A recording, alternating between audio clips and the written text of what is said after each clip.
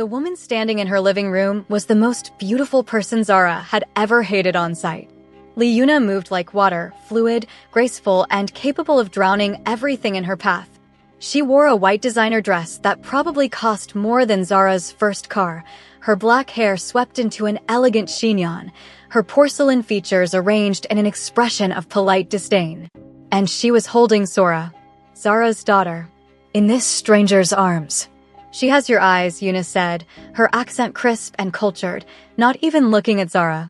Her attention was fixed on Xianho, who stood frozen in the doorway, his face a mask of barely controlled fury. But everything else is him. "She'll be beautiful when she grows up. A perfect Kong. Put my daughter down." Zara's voice came out steady, but her hands were shaking.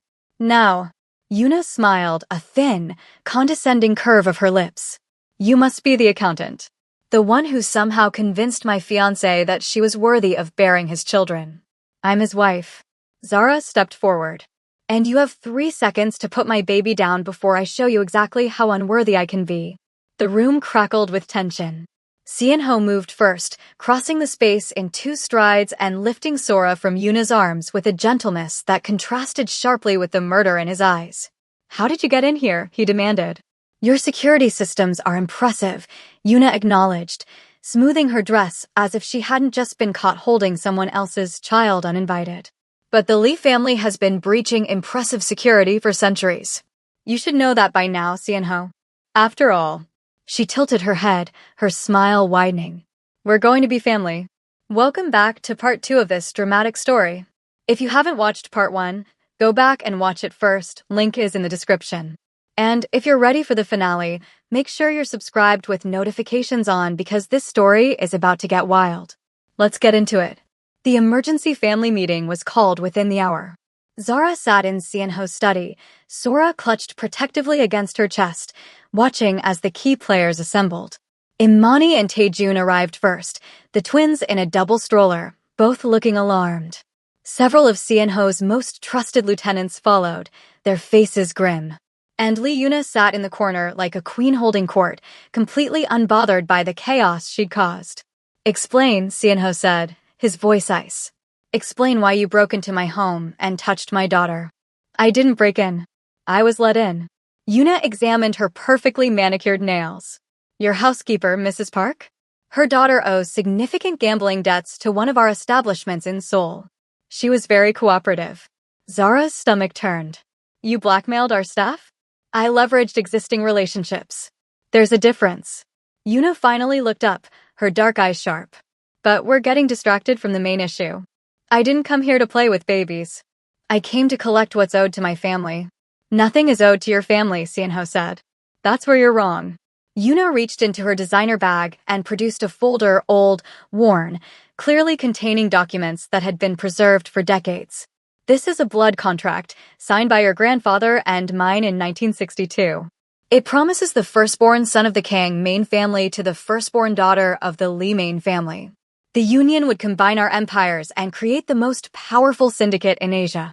She placed the folder on the desk. "Your father tried to ignore this obligation. He married your mother instead, hoping our family would forget. We didn't." Her smile was sharp as a blade. "When your mother died, we waited for him to honor the agreement. He refused.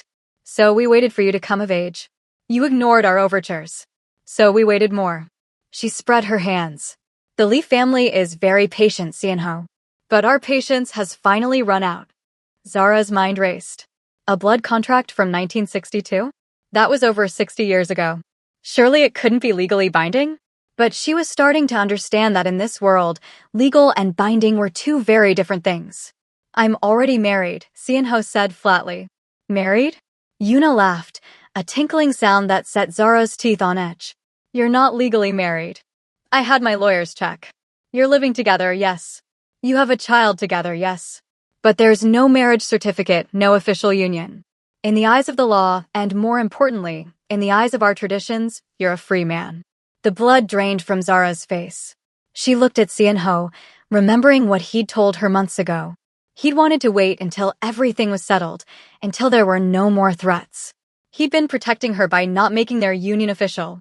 And now that protection had become a weapon against them. I will never marry you, Sienho said, his voice dropping to something dangerous. I don't care what contracts exist. I don't care what my grandfather promised. I love Zara. She is my wife in every way that matters, and nothing you do will change that. How romantic. Yuna's expression didn't flicker. But this isn't about romance, Sienho. This is about power. About legacy. About debts that must be paid. She stood, smoothing her dress. You have 1 month to honor the agreement. Divorce your accountant and marry me. If you refuse, the Li family will declare war on the Kang Empire. And I promise you, we will win. She walked toward the door, pausing beside Zara. I don't hate you, she said, almost conversationally. You're simply in the way. Nothing personal. It's very personal to me, Zara replied, her voice steady despite her thundering heart. And you should know something about accountants. We're very good at finding weaknesses in contracts. Very good at following money trails. And very, very good at destroying people who underestimate us. Something flickered in Yuna's eyes, surprise maybe. Or the first stirring of respect. 1 month, she repeated. Then she was gone. The moment the door closed, chaos erupted. We have to fight this, Taejun said immediately. We can't let her. Fight how? One of the lieutenants shook his head. The Li family controls half of Seoul. Their legitimate businesses alone are worth billions. And they're illegitimate ones. I don't care how powerful they are. Imani stood, Marcus on her hip, her expression fierce. They don't get to walk in here and demand our men. This isn't the 1800s. We're not property. In their world, contracts like this are sacred, another lieutenant said grimly. Breaking a blood oath, it's unthinkable. Then we need to think the unthinkable, Zara said quietly. Everyone turned to look at her. She was still holding Zara, her mind working through the problem the way it worked through any complex financial puzzle. Find the inconsistencies. Follow the trail. Identify the leverage points. She said this contract was signed in 1962, Zara continued. That's over 60 years ago. A lot can change in 60 years. A lot can be hidden. A lot can be found. Sienho's eyes sharpened. You think there's something wrong with the contract? I think contracts like this don't exist in a vacuum. There would have been negotiations, considerations exchanged, promises made on both sides. What did the Kang family receive in return for this blood oath? And more importantly, did the Li family actually deliver? Silence. I never thought about that, Taejun admitted. The contract was just legend. Something our father mentioned when he was angry, when he wanted to remind us that we had obligations. But I never saw the details. Then we need to see the details. Zara looked at Sienho. All of them. Not just the pretty folder she showed us, but everything. The original negotiations, the terms, the exchanges. If there's a weakness, I'll find it. Sienho's expression softened with something like wonder.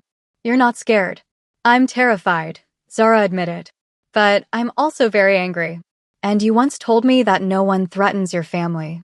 She lifted her chin. Well, that woman just threatened mine. So let's destroy her. For the first time since Yuna had appeared, Sienho smiled. This is why I love you, he said. I know. Zara smiled back. Now, let's get to work. The next 2 weeks were a blur of investigation.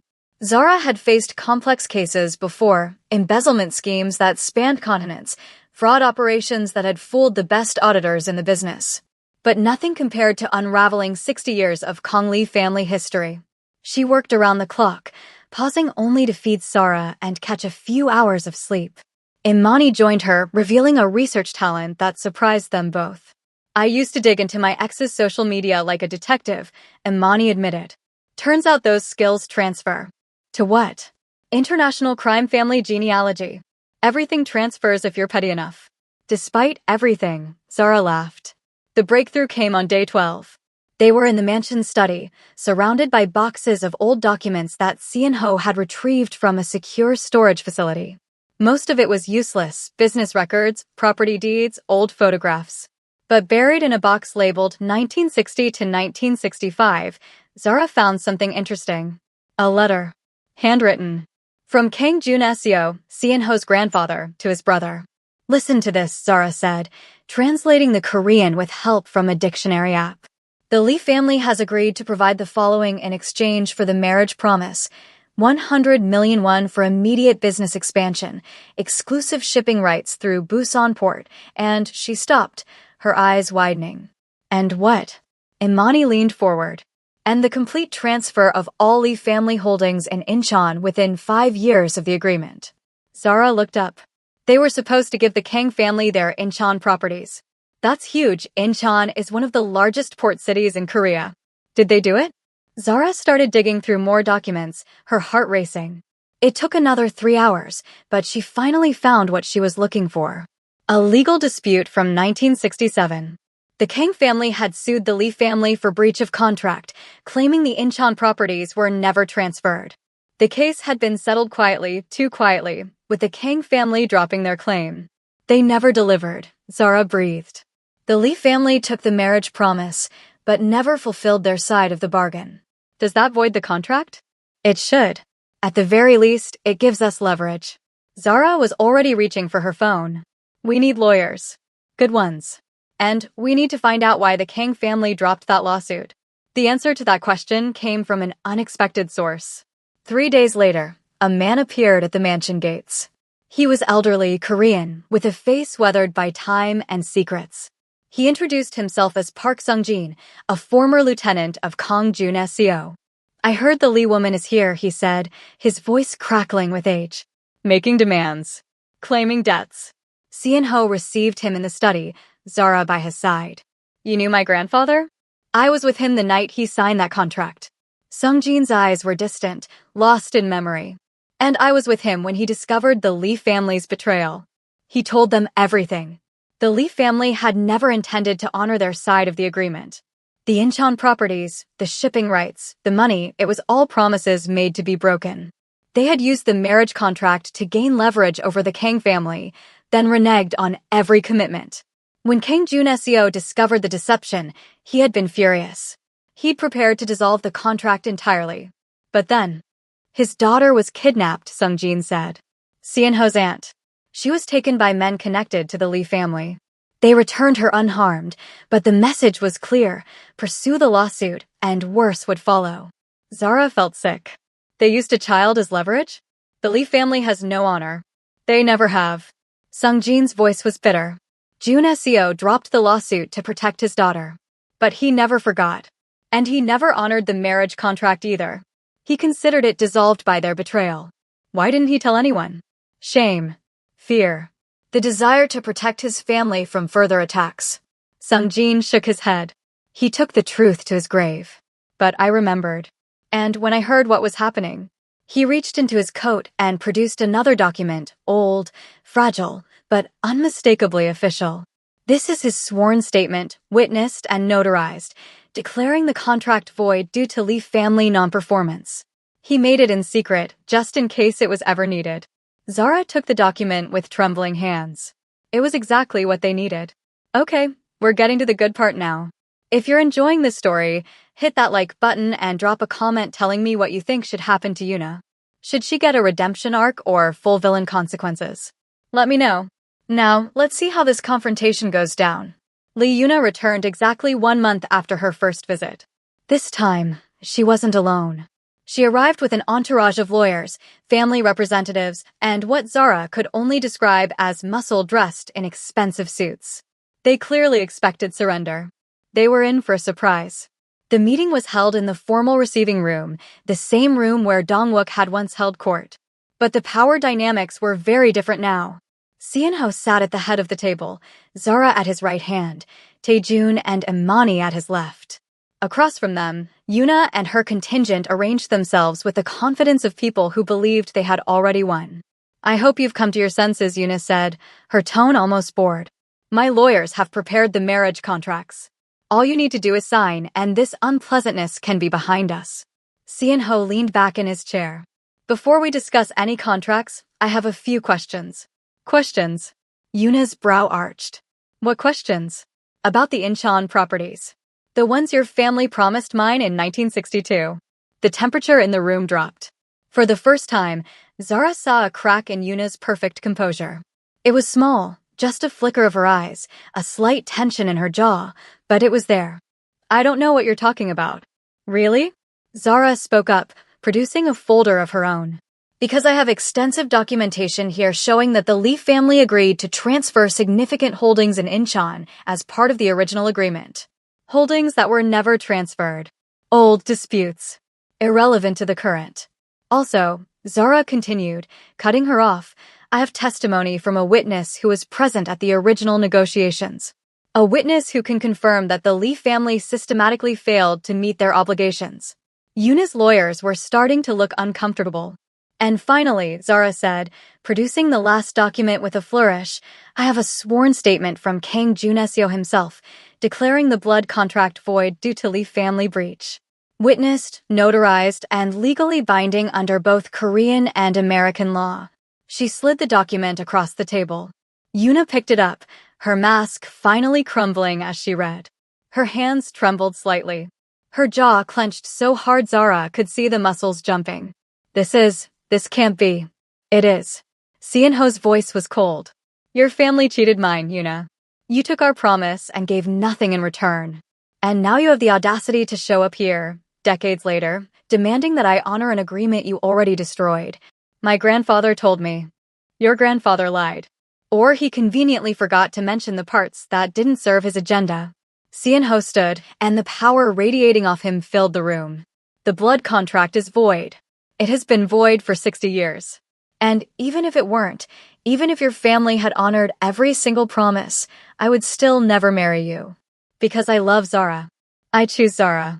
And no contract, no threat, no amount of power will ever change that. The silence that followed was absolute. Then Yuna laughed. It was a strange sound, bitter, broken, almost hysterical. She laughed until tears streamed down her perfect face, until her elegant composure shattered completely. Do you know what's funny? She said, her voice cracking. I never wanted this either. This marriage, this contract, this whole absurd arrangement. I've spent my entire life being groomed for a man I've never met, a union I never chose. And now, she gestured at the document in her hand. Now I discover it was all for nothing. Built on lies my family told. Zara felt something unexpected, sympathy. Yuna, don't. Yuna held up her hand. Don't pity me. I broke into your home. I threatened your family. I don't deserve your compassion. She took a shaky breath. But I want you to know I didn't have a choice either. I was a pawn, just like you almost were. She stood, gathering the shreds of her dignity. The Lee family will not pursue this matter further, she said formally. The contract is void. The debt is cleared. She looked at Seon-ho, something almost like respect in her eyes. You're a lucky man. Don't waste it. And just like that, she was gone. 2 weeks later, Zara stood in front of a mirror, trying not to cry. Girl, if you ruin that makeup, I'm going to be so mad at you. Imani appeared behind her, stunning in a burgundy bridesmaid dress. Do you know how long it took to get your highlight that perfect? I can't help it. Zara laughed through her tears. I'm getting married. Actually, legally, officially married. Finally. Imani handed her a tissue. I was starting to think I'd have to forge documents myself. The ceremony was held in the mansion's garden, the same space where Seon-ho had built a family home over the cold formality of his father's reign. Fairy lights wound through the trees. White flowers perfumed the air. And every person Zara loved was there to witness the moment. Her mother had flown in from Nigeria, already crying before the music even started. Imani stood as her maid of honor, the twins with a babysitter nearby. Taejun served as best man, looking surprisingly emotional for a man who usually joked through everything. And at the end of the aisle stood Seon-ho. He wore a traditional Korean hanbok in deep navy, modernized with a tailored cut that suited him perfectly. His usual cold expression was gone, replaced by something open, vulnerable, and completely in love. Zara walked toward him on shaking legs. You're beautiful, he whispered when she reached him. You're not supposed to talk yet, she whispered back. I don't care. You're beautiful. The ceremony blended traditions, Nigerian customs, Korean practices, and American elements woven together into something entirely their own. Seon-ho's vows were in both English and Korean. Zara's incorporated a proverb her grandmother used to say about finding the person whose chaos matches your calm. And when they kissed finally, officially, legally, the garden erupted in cheers. I can't believe we're married, Zara said later, during their first dance. I can. Sean-ho held her close. I've considered you my wife since the day I first kissed you. This just makes it official for everyone else. You're such a romantic for a mafia boss. Former mafia boss, he corrected. I'm going fully legitimate, remember? No more shadows. Mostly legitimate. Mostly, he agreed, smiling. Some shadows are hard to leave behind. She rested her head on his shoulder, swaying to the music. Is it weird that I'm almost grateful for Yuna? She asked. If she hadn't shown up, we might have waited even longer to do this. I prefer to think we would have gotten here eventually. He kissed her forehead. But I'm glad it's done. I'm glad there's nothing left standing between us. Nothing except 3 babies who will probably interrupt our wedding night. Sora is with your mother. And Imani promised to keep the twins at her place. He pulled back, mischief in his dark eyes. We have the whole night to ourselves.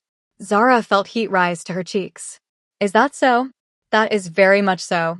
He leaned close, his lips brushing her ear.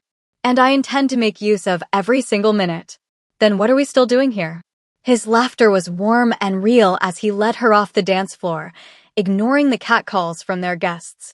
The months that followed were the happiest of Zara's life. She settled into her role as Mrs. King with surprising ease. Her consulting business thrived, her client list expanding beyond the Kang organization to include legitimate corporations seeking her forensic expertise. She had purpose, independence, and a career she was proud of. Sora was growing fast, already walking, already babbling words that might have been mama and might have been more cookies. She had her father's intensity and her mother's stubbornness, a combination that promised entertaining teenage years ahead. Imani and Taejun had their own wedding 3 months later, a huge celebration that somehow involved a Haitian compa band, a Korean drum troupe, and a guest list that spanned continents. The twins served as ring bearers, though served was generous given that Marcus threw the pillow and Matthew ate one of the ribbon decorations. Our kids are chaos, Imani said happily, watching her sons toddle through the reception destroying everything in their path. Our kids are perfect, Taejun corrected, scooping up Matthew before he could pull down a flower arrangement. Chaotic perfection. The 2 families grew closer, their lives intertwining until it was hard to tell where one ended and the other began. Dinners together became weekly traditions. Playdates were constant. Zara and Imani's friendship, tested by secrets and drama, emerged stronger than ever. Can you believe this is our life? Imani asked one evening. They were on the patio of the mansion, watching the sun set over Atlanta while their children played on the lawn. A year ago, we were scared pregnant women with no idea what we were doing. We still have no idea what we're doing, Zara pointed out. True. But now we're doing it with money and hot husbands. Imani. What? It's true. Imani grinned. I'm just saying, if you're going to figure out life, might as well do it in style. Zara laughed, watching Sora chase after the twins with determined little legs. I wouldn't change anything, she said softly. Not the fear, not the drama, not even Eunice showing up like a villain in a K-drama. All of it led here. To hot husbands and chaotic babies? To family. Zara smiled. Real family. The kind you choose. Imani reached over and squeezed her hand. Sisters, she said. Sisters, Zara agreed. Always. 6 months after the wedding, Zara started feeling sick. At first, she thought it was food poisoning, some bad takeout, maybe, or a stomach bug going around. But when the nausea persisted, when certain smells started making her gag, when she found herself exhausted by mid-afternoon. No, she said out loud, staring at the pregnancy test in her bathroom. No, no, no. 2 pink lines stared back at her. Zara. Seon-ho's voice came through the door. Are you okay? You've been in there a while. She opened the door, still holding the test. He saw it immediately. His eyes widened. His mouth opened, then closed, then opened again. Is that? Yes. Are we? Yes. Again? Apparently yes. They stared at each other. Then Seon-ho let out a whoop of joy, lifted her off her feet, and spun her around until she was laughing and crying and begging him to stop before she threw up on his expensive shirt. Another baby, he said, his face luminous with happiness. Sora is going to be a big sister. Sora is going to be jealous, Zara corrected. She likes being the center of attention. She'll adjust. He pulled her close, one hand already moving to her belly. I can't believe it. Another miracle. You know this means we'll be even more outnumbered, right? 3 kids to 2 adults. We'll manage. Famous last words. He kissed her, long and sweet. I love you, Mrs. Kong. I love you too, Mr. Kong. She smiled against his lips. Even when you get me pregnant without warning. To be fair, you were also there. Details. The news spread fast. Imani screamed so loudly when she heard that both twins started crying. Taejun had to spend 20 minutes calming everyone down before the household returned to normal. We have to be pregnant together again, Imani declared. It's tradition now. It's not tradition, it's coincidence, Zara argued. It's tradition. Taejun, make me pregnant. Can we discuss this privately? Taejun asked, looking mortified. No. We discuss everything publicly in this family. It's our charm. 3 weeks later, Imani announced her own pregnancy. I told you, she said smugly, waving her positive test. Tradition. You're insane. I'm committed. There's a difference. And so, once again, the 2 best friends found themselves navigating pregnancy together, the morning sickness, the cravings, the midnight runs for bizarre food combinations. This time, there was no fear, no secrets, no drama threatening to tear them apart. Well, mostly no drama. I swear to God, Zara said one afternoon, both of them 8 months pregnant and miserable in the summer heat. If you steal my last mango again, I'm filing for divorce from our friendship. You can't divorce a friendship. Watch me. That mango was practically calling my name. It was MY Mango. It was calling MY name. Seon-ho and Taejun watched from a safe distance. Should we intervene? Taejun asked.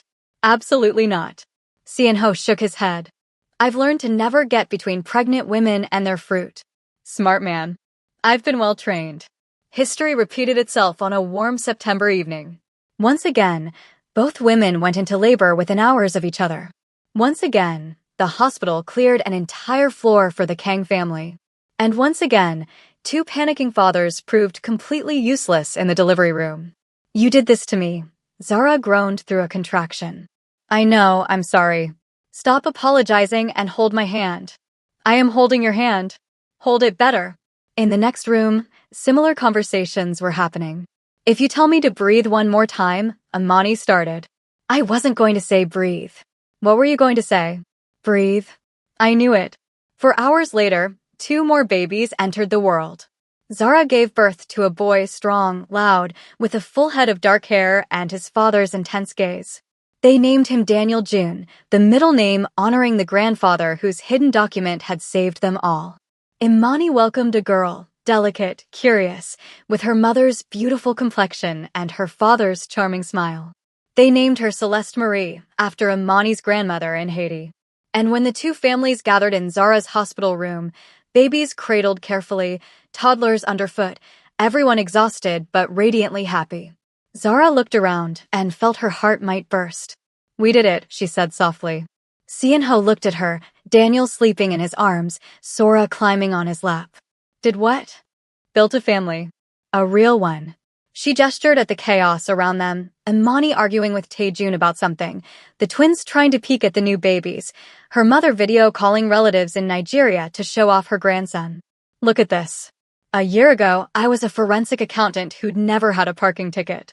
Now I'm married to a former Mafia boss with 2 kids and the most insane extended family in Georgia. Regrets? She smiled, reaching for his hand. Not a single one. He leaned over to kiss her, careful not to disturb the baby. Good, he said against her lips. Because you're stuck with us now. Promise? Promise. And watching the sunset paint the hospital room in shades of gold, surrounded by the family she'd found and the future they'd built together, Zara Adeyemi Kang knew that this was exactly where she was meant to be. Home. Not a place, but a feeling. The feeling of belonging exactly where she was. The annual Kang Baptiste family reunion had gotten out of hand. What started as a simple backyard barbecue had evolved into a 3-day event involving catering, entertainment, and, at last count, 47 guests. The mansion grounds had been transformed into a wonderland of activities, bouncy castles, face painting, a petting zoo that Sora had insisted on, and a bubble station that the twins were systematically destroying. Zara stood on the patio, watching the chaos unfold. Sora, now 6, was bossing around every child in sight with the natural authority of a future CEO. Daniel, 5, followed her everywhere, her loyal shadow and occasional co-conspirator. Marcus and Matthew, also 6, were using their twin telepathy to cause trouble in 2 places simultaneously. And little Celeste, 5, was charming every adult present with her dimples and dramatic sighs. Penny for your thoughts? Imani appeared beside her, 2 glasses of wine in hand. Just thinking about how much has changed. Zara accepted the glass. Remember when it was just us, scared and pregnant, not knowing if we could trust anyone? I remember thinking I'd ruined both our lives. Imani's expression was soft. I still can't believe you forgave me for all of that.